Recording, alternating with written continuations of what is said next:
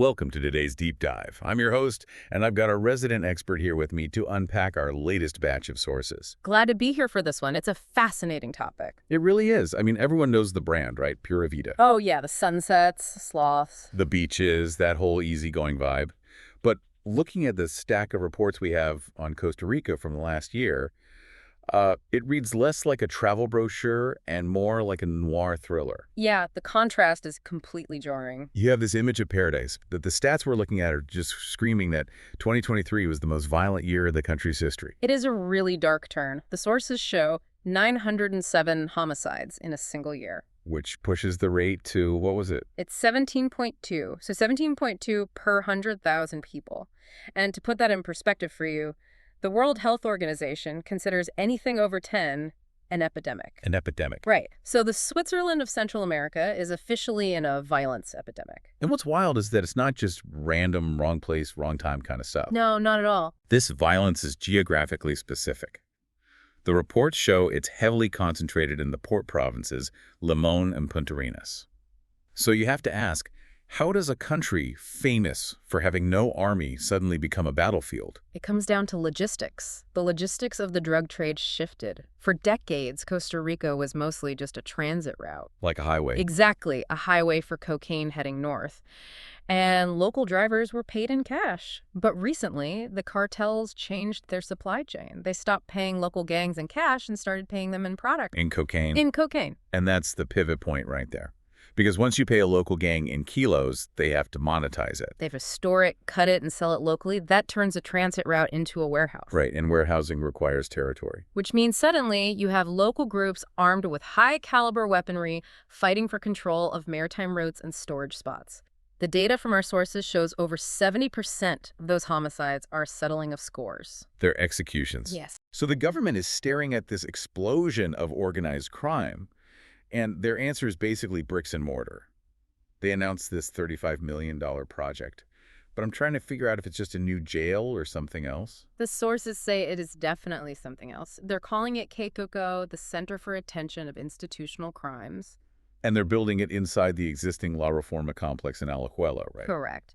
But functionally, the reports describe it as a clone of the Bukele model from El Salvador. Which is a massive shift in philosophy. I mean, Costa Rica hasn't had a standing army since 1948. Their whole national identity is built on peace and civilian rule. Now they're pivoting to a militarized Supermax strategy. It's desperate times. The government wants to isolate gang leaders completely, cut their comms, stop them from running operations from a cell. It's the iron fist approach applied on Tico soil. But you do have to wonder if a Supermax actually works if the rest of the system is leaking. That's the part that really stood out to me in the reading. You can build the thickest walls in the world, but if the judges leave the front door unlocked, what's the point? Oh, you're thinking of that specific case from the sources. The drug kingpin case. It just blew my mind. Police spent months tracking this guy. They finally catch him highly dangerous, leading a major organization, and then a judge releases him on house arrest. House arrest. Because of a paperwork technicality. Regarding his detention order, yeah. So he literally walked out the front door and, unsurprisingly, vanished entirely. This is the revolving door skepticism mentioned in the reports. If the judiciary is that porous, a $35 million prison is just a bucket with a hole in the bottom. It gets so absurd that one of the writers in our source material actually went the satirical route. Oh, the op-ed about prisoner tourism. Yes. It's dark humor, but it makes a really sharp point. The proposal was to fill these new prisons not with street thugs, but with the coraceros. The white-collar corrupt officials in suits. Exactly. The idea is that you charge tourists to come and look at the corrupt politicians who actually enabled the drug trade in the first place. I mean, if you're going to have a tourism economy, might as well diversify, right? But beneath the joke, there's a real tactical fear outlined in the sources. The fear that the Supermax might actually backfire. There's a huge risk there. If you warehouse all the rival gang members in one high-security facility, you aren't just isolating them, you might be unifying them. You accidentally create a networking hub. Where rivalries can consolidate into a single, organized army behind walls. So we're left with this really uneasy picture for you to think about. You have scanners at the ports, militarized police, and a Supermax prison rising up in Alajuela. It forces a reckoning for the country. The economy relies on the Pura Vida brand, which promises safety and peace.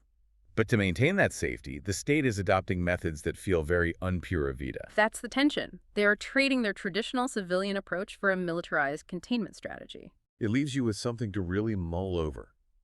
If the only way to save the paradise is to build a high-tech fortress around it, does the brand even exist anymore? Or is paradise losing its soul to save its skin? Keep your eyes open on this one.